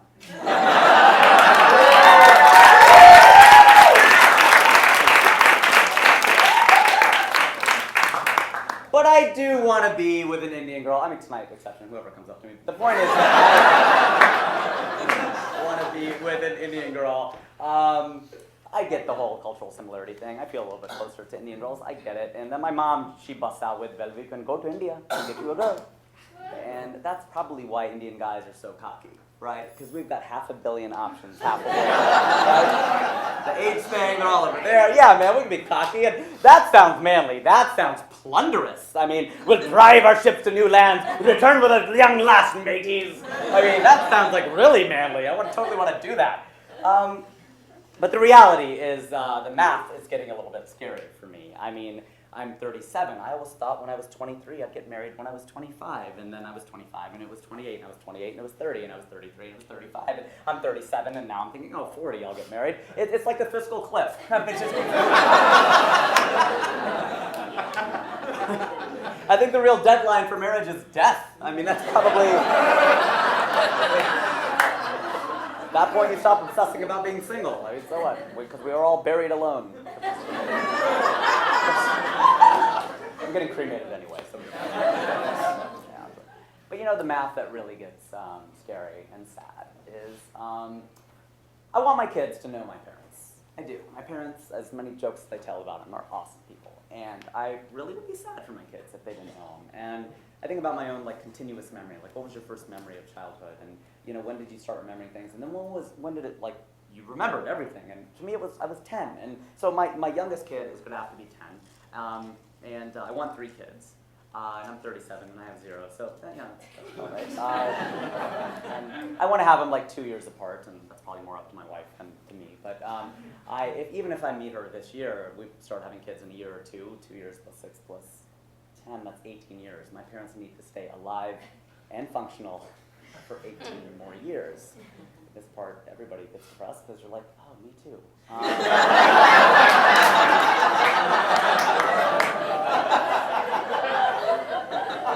You're a dick. Take your math and get out of here. So that's it. I decided I had to get moving. So this time, when my parents suggested a girl for me, I said, sure, I'll give it a shot. Which every girl wants to hear. Sure, I'll give it a shot. Her name was Anita, and she married, we didn't get married, that whole thing didn't happen. She met the entire laundry list of requirements, right? She was Indian, she was Punjabi, so she was the right heritage, and she was the right age, she was 30, and she was female, she was the right gender. Ran out of reasons really quickly on that one, and we made it a year, because I have excellent work ethic, but mostly because I was in LA and she was in New York, and we did the long distance thing, and the whole time though, I just kind of felt like I was settling, and I don't mean that to sound mean, but I guess there's no other way to sound when you say that. But you know that Cheap Trick song, I Want You to Want Me? I want you to want me. It was like that, but it was the reverse. I was telling myself, I want me to want you. But we can't do that, can we? I mean, that wouldn't be a cheap trick. That would be a priceless trick. I wish we could do that. So we broke up, and it's time to get out of a relationship when every single person walking down the street is the one that got away. So at this point in time, I was out of options. I felt like, I had tried to follow my penis by reading the game, and then I tried to follow my parents by ignoring my penis. I don't like that juxtaposition at all. And so I stopped focusing on my little head, and I decided to turn to my big head. So I drove out to a town about an hour and a half northwest of Los Angeles called Ojai. Not to be confused with Ohio. We decided that didn't work. So I went out to Ojai, and desperate times called for desperate measures. I went completely off the grid. No TV, no phone, no internet, no intentional human interaction for a week. And this retreat at Ojai was a place where people could go to do yoga, to meditate, to cleanse, or to write about their dating lives and learn how to sit Indian style. So I had all these thoughts swirling around in my brain, and this was my big chance to sort them all out and clear my mind.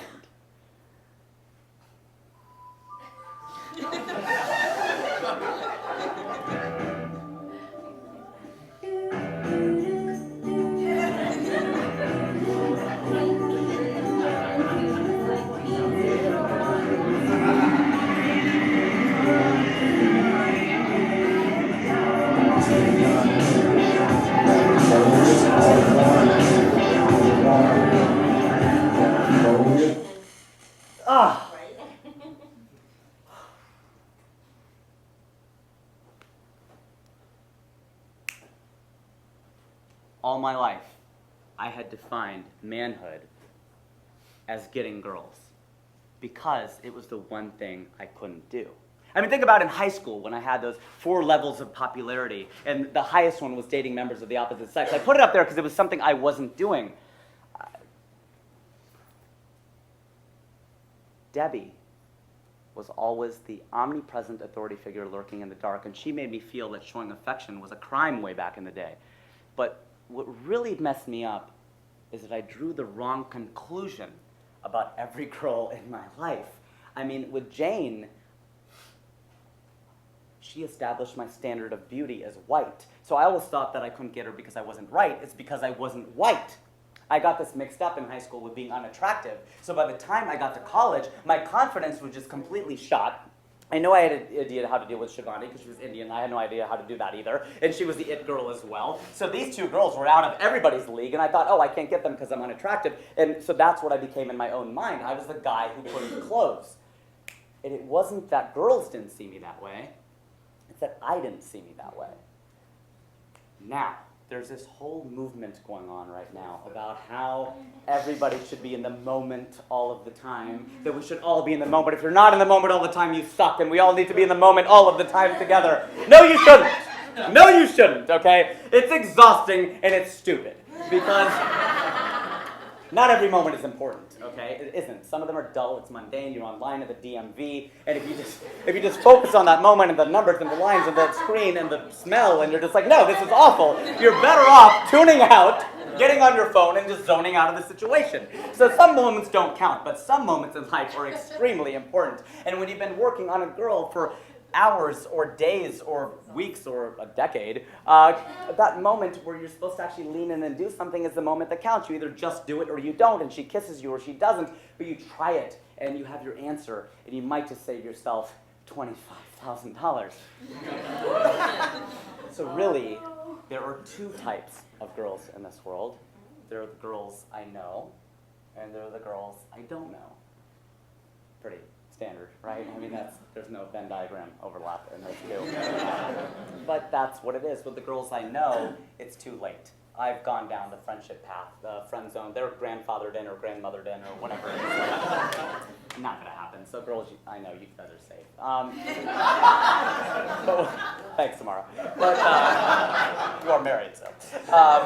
So the girls I don't know yet, though, there's always a little bit of an opportunity in any heterosexual relationship. When a guy and a girl first meet, it's like Dumb and Dumber. You're telling me there's a chance, okay? There is always a little bit of a chance, but if you wait too long, that window closes, and then the ship has sailed. So that moment that loomed so large in my own mind was actually a red herring.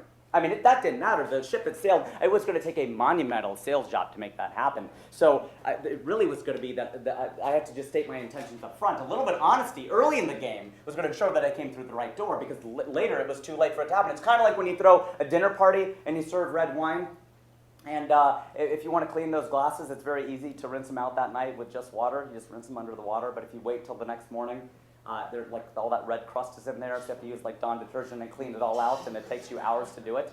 You're better off doing all of your work up top. That is the moment that counts. So from then on, whenever I met a girl, I would just state my intentions very, very clearly up front. Priya, you got it? So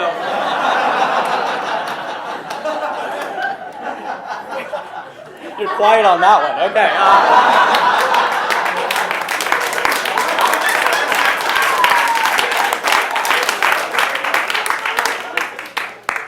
That was very on brand for me. I was honest anyway. I was a comedian. It was very easy for me. I told you that's why I wrote the game, was personal branding. So I saw a moment and I started closing. That's exactly what I started to do. I got back from OI. I owned who I was. I shaved my head.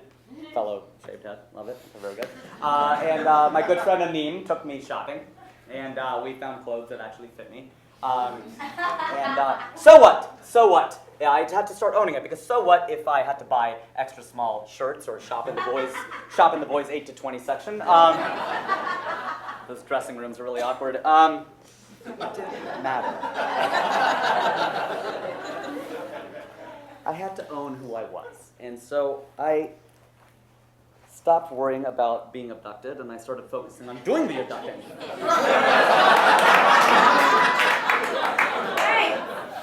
That's not right at all. It's terrible.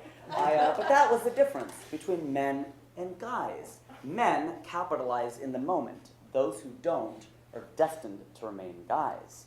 So I went from a guy who couldn't close. I just really started closing. I'm not going to tell you what my number is, but suffice it to say that it's decent. It's good.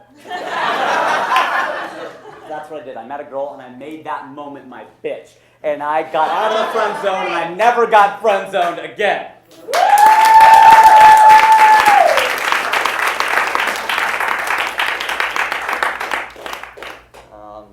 End of the show. Just kidding. Can't even close the show, this guy.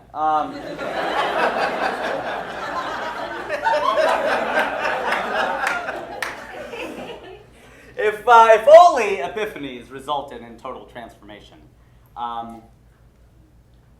One more tale. The U.S. government. The U.S. government oftentimes will send entertainers overseas to entertain audiences in other countries and endear other countries' citizens to our own as we bomb their neighbors. And in January of 2012, the U.S. government sent 3 comedians to India, which sounds like the beginning of a joke, but it actually happened. My good friend is Azhar Usman. He is the largest Muslim comedian in the world. He's a big brown man with a big black beard. He looks like Santa Claus after he slides down the chimney.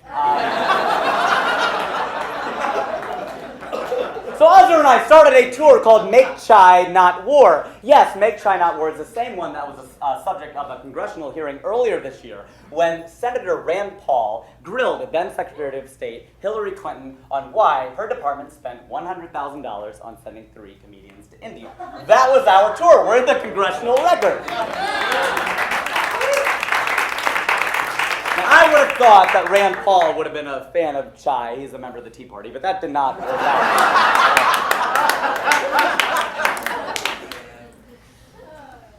So we took along Hari Kondabolu, a friend of ours, a comic from New York, and the 3 of us went to India. My body and my soul were ready to return, and we did our penultimate stop in the city of Bombay, and this very cute entertainment reporter named Satyal interviewed us. And Azhar slept through the interview because he and I were up the night before till 5 in the morning solving the world's problems. And so it's just Hari and I, and you can watch it on YouTube.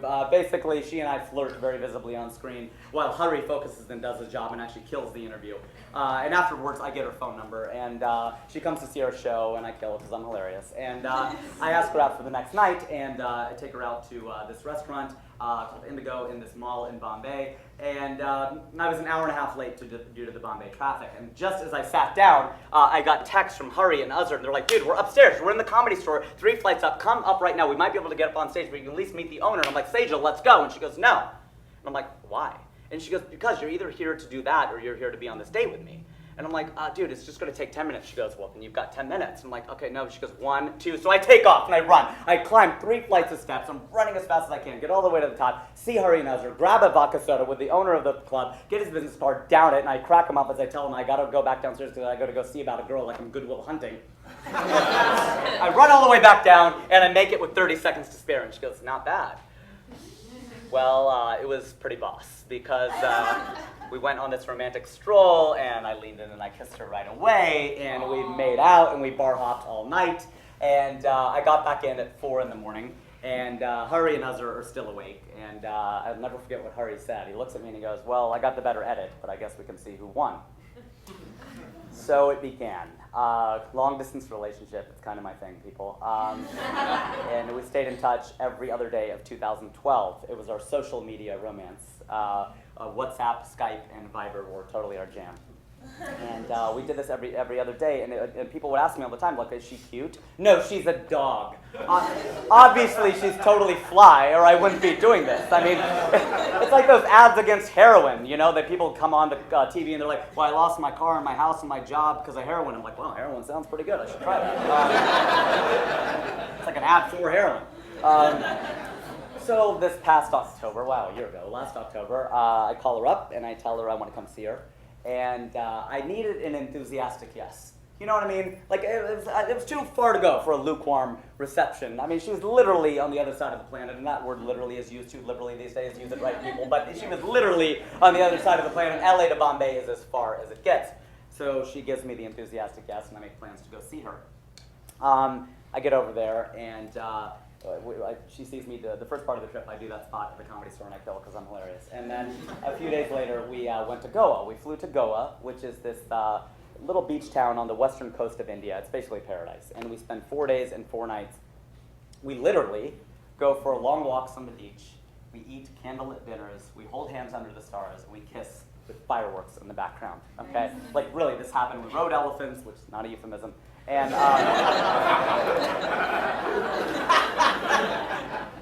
it goes swimmingly well, and I get back to the United States of America, and now we're talking every day on the phone. Starting in this past January, we're talking every day on the phone for 2 hours without fail, and she decides she wants to come see me, and she makes plans to come. Now, Indian citizens need a visa to visit the United States of America because our great country assumes that every visitor is an intending immigrant. So we're kind of dicks about it, but they are, so we're not dicks about it.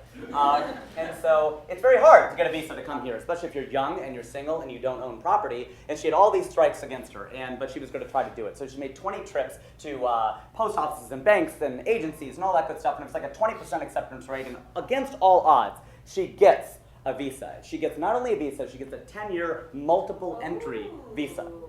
Multiple entry is going to be the name of our porno if we ever make one.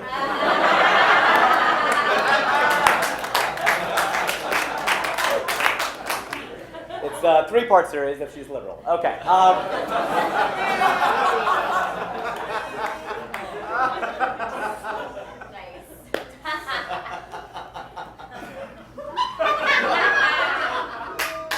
So she's young. I don't know if I did leave that part out. She's 24. Okay, she's 24. So there's like a 13-year age gap. And I told a friend of mine, I'm like, well, I don't mind. And he goes, yeah, thanks for clarifying. You don't mind hooking up with a hot 24-year-old. We could have figured that out.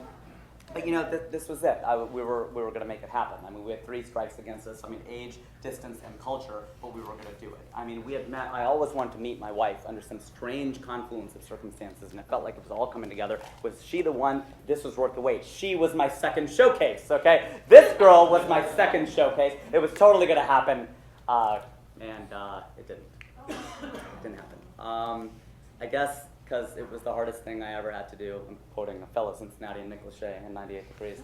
Hardest thing I ever had to do. Because she was young and she was single, but she lived with her single mother in their childhood home in Bombay, and she had a job interviewing celebrities like Shah Rukh Khan and Priyanka Chopra and Tom Cruise and Rajiv Satyal. And I was going to uproot her and bring her to a land that she had never visited before, but I looked past all of the warning signs. I guess what probably sums it up the most is one night we were in Goa on the elephant riding trip, and we were lying in bed, and this is the first night, and I was freezing cold. And I know it's not manly to be cold, I get it, men are supposed to be hot and women are supposed to be cold, okay, I understand, but I can't change my constitution. If I'm cold, I'm cold. What am I supposed to do? So I'm like, Sejal, can we turn off the fan? And she goes, no. And I was like, well, why? And she goes, well, because I won't be able to sleep. And I go, right, but we know I can't sleep, so why don't we try to turn off the turn off the fan, and then if you can't sleep, I'll turn it back on. And she just refused. And so, what's the manly thing to do? I mean, am I supposed to suck it up and just lie there and let her get her way and take care of her and protect her and like do all this stuff, or am I supposed to put my foot down and hit her or whatever?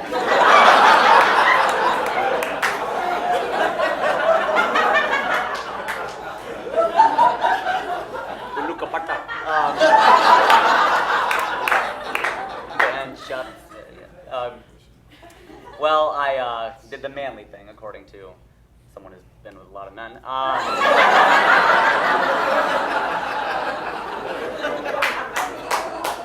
Like you're like the good housekeeping seal of approval.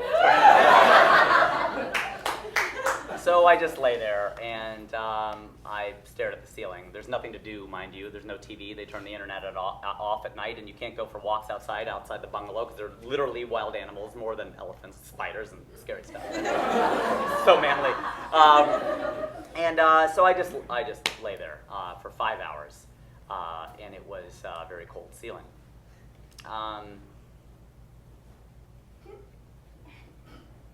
This was my door test. I don't know if you ever saw the 1993 movie A Bronx Tale with Chaz Palminteri and Robert De Niro. Great movie. If you haven't seen it, I will explain that it traces the life in 2 snapshots of a boy in the Bronx who's 8 and then 16, and he befriends this mob boss. And when he's 16, he's going to take out this girl for the first time, and the mob boss says, you can borrow my car. And so, that's as good as my Italian accent gets. And so he gives him his car, and he tells, okay, you need to give her the door test. And he's like, what's the door test? He goes, here's what you do. You drive over to where she is. You lock both doors. You get out of the car. You bring her over to the car. You dig your keys out of the pocket, open that lock, open the door, have her sit in the car. Then you close the door for her. You walk around to the back, and you look through that back windshield. If that broad doesn't lean over and lift up that button so you can get in, you dump her. Yeah. And the boy goes, just like that, and he goes, listen, kid, If she doesn't reach over and lift up that button so you can get in, she's a selfish broad and you're just seeing the tip of the iceberg. So I dumped her. Not just like that, but I'm leaving out a billion details, but suffice it to say that if they were all door tests, she would have failed every single one.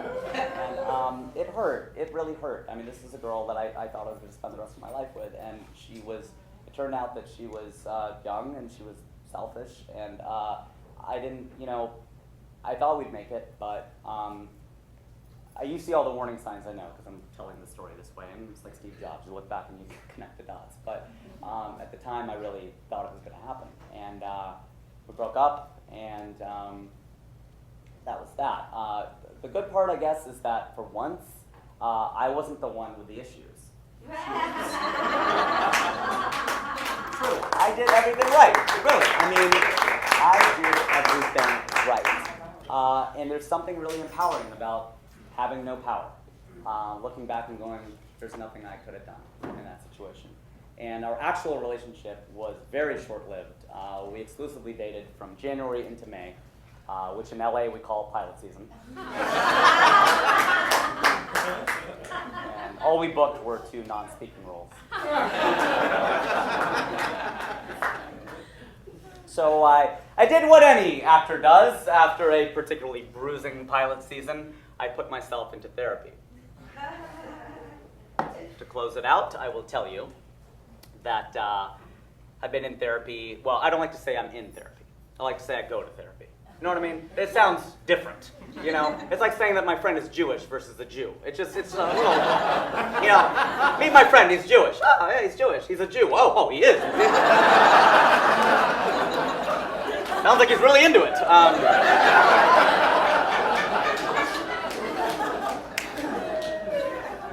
I should probably clarify where said therapy is taking place, at the Laugh Factory. That's true. The owner of the Laugh Factory decided, after the rash of comedian suicides a couple years ago, that he should do something about the depression that a lot of comedians face. So he decided to give us all 6 free sessions. Free? Yep, I'm in. But I've stayed, and I've paid, and I've gotten a lot out of it. And just to double up, I asked a doctor friend of mine, do you think I'm depressed? Like, after this breakup, I feel like I might be depressed. Do you think I'm depressed? He goes, no, you can get out of bed in the morning. And you can get out of bed in the morning so you're not depressed. And I'm like, that is the worst diagnosis I've ever heard. I mean, one symptom and you got this? Like, wait a second, I could have a mild case of depression. I mean, what did you see the world completely binary? I mean, like day, night, black, white, up, down, like you're good. It's like, no, I could have a mild case. And he's an eye doctor. Shame on me for going to an eye doctor to get a depression diagnosis. But that is the most graduated of all possible professions in this world. It's all diopters and minus signs in 2010, 2015, 2020. What if somebody walked into his office and say, doctor, I need glasses. Can you see? Yeah, well then you don't need glasses. Like, you know what kind of doctor he should be? He should be a coroner. Right? Is the patient alive or dead? Dead. Done. So I was depressed, but I couldn't get out of bed in the morning. So great, what am I supposed to do? Well, my therapist told me that therapy is about connecting the head and the heart. I think you can see that my head and my heart work pretty well. I'm just overworking them. I thought of something that could actually connect the two of them. In Ojai, my head figured out that dichotomy that men capitalize in the moment and guys don't. I love it. It's good. I'm happy with it. But if that's all there was to it, Sejal and I would have worked out. There's a more important thing. And that's that guys chase girls and men pursue women. People in LA need to hear this. It's true. Guys and men, okay, so a chase and a pursuit. The difference is a chase is for the chase's sake. You just want to see if you can get it. It's a game. It's about ego. It's the girl, it's the prize, it's this goal in soccer, it's the MC week that I never took. A pursuit has a higher purpose. Guys chase things just to see if they can get them. Men get them and they want them once they actually do. And girls and women, of course, and a girl cannot let a man be a man. That's why Sejal couldn't let me be a man. She doesn't even know who she is. God, Chipotle.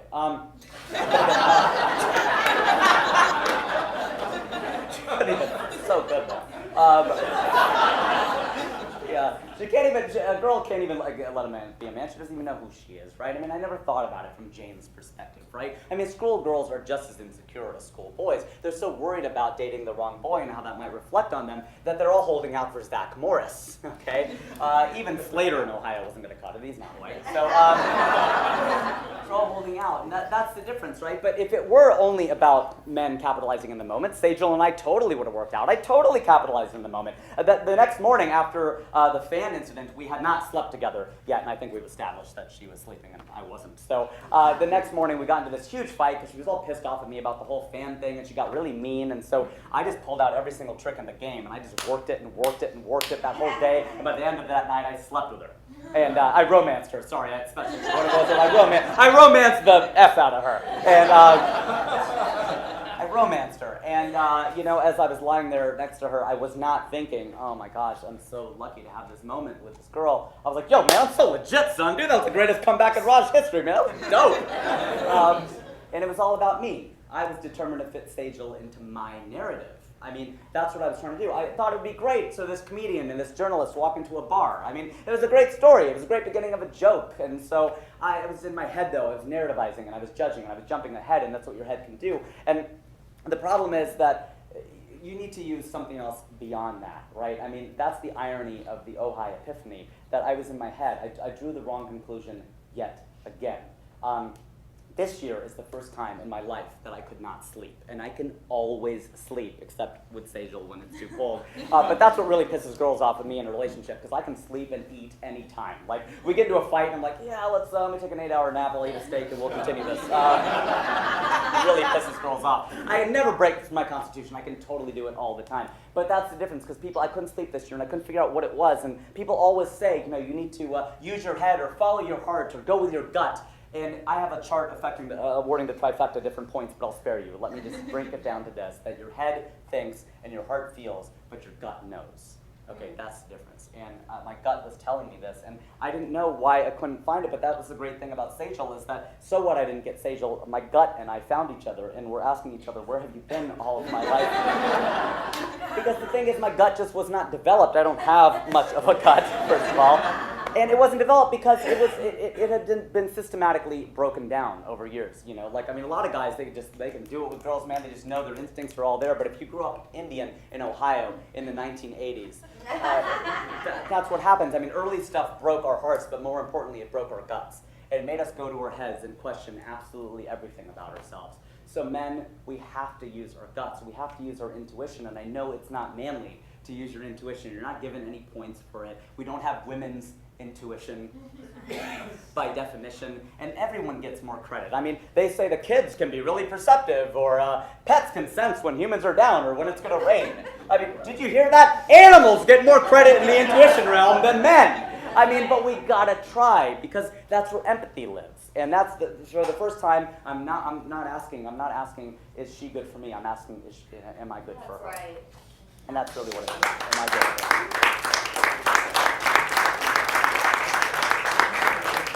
Because after all, there are 4 levels of romance. And, I'm Romeo, so here goes.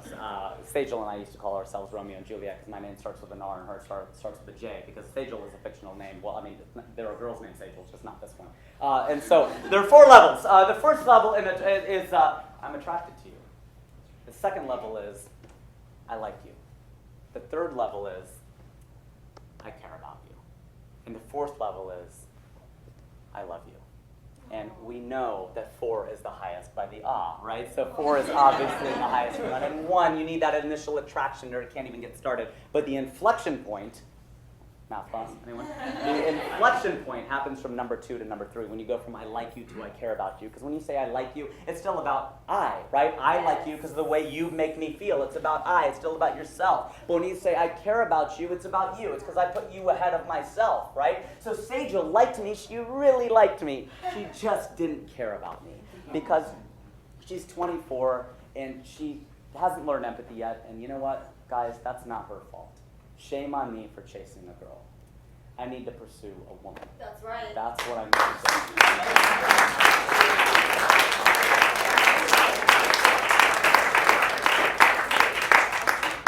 I asked those 127 guests on my podcast, what defining manhood was about. And the most common answer was taking responsibility.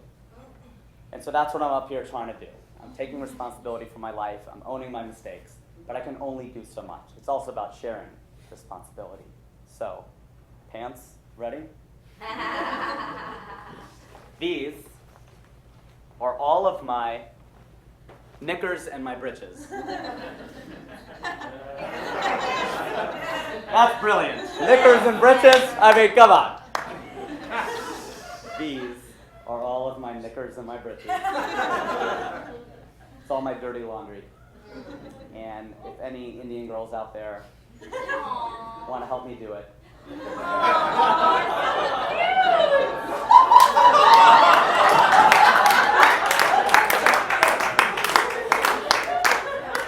see me after the show.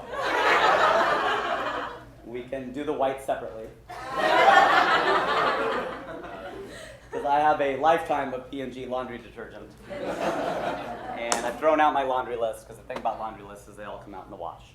And I promise that I'm not going to complain about my herniated disc. I'm going to use my gut. I will promise I will use my gut. I won't be in my heart about my past. I won't be in my head about my future. I will be present. I will be right here, because all we need is just a moment. It's a boy. No, it's a man.